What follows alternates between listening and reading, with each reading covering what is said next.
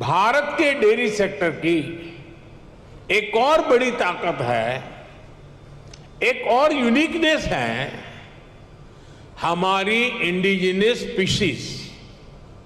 भारत के पास गायों की, भैंसों की जो स्थानीय ब्रीड है, वो कठिन से कठिन मौसम में भी सरवाइव करने के लिए जानी जाती है।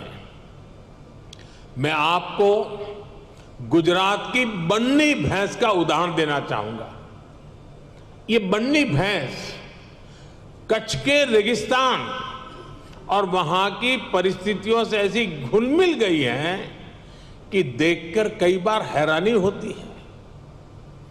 दिन में बहुत ही भयंकर धूप होती है, बहुत गर्मी होती है, कड़क धूप होती है। इसलिए ये बन्नी भैंस रात के कम तापमान में घास चरने के लिए निकलती है। विदेश से आए हमारे साथी ये जानकर के भी चौंक जाएंगे कि उस समय बन्नी भैंस के साथ कोई उसका पालक, उसका किसान उसके साथ नहीं होता है। वो गांव के पास बने चारगांव में खुद ही जाती है। रेगिस्तान में पानी कम होता है, इसलिए बहुत कम पानी में भी बन्नी भैंस का काम चल जाता है। बन्नी भैंस रात में 10-10, 15-15 किलोमीटर दूर जाकर घास चरने के बाद भी सुबह अपने आप खुद घर चली आती है। ऐसा बहुत कम सुनने में आता है कि किसी की बन्नी भैंस खो गई हो या गलत घर में चली गई हो।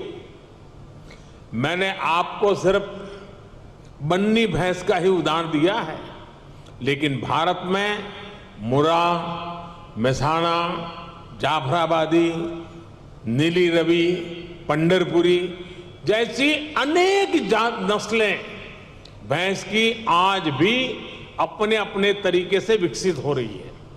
इसी तरह गाय हो, उसमें गीर गाय, साहिवाल, राठी, कांकरेज, थारपारकर, हरियाणा, ऐसी ही कितनी गाय की नस्लें हैं जो भारत के डेयरी सेक्टर को यूनिक बनाती है।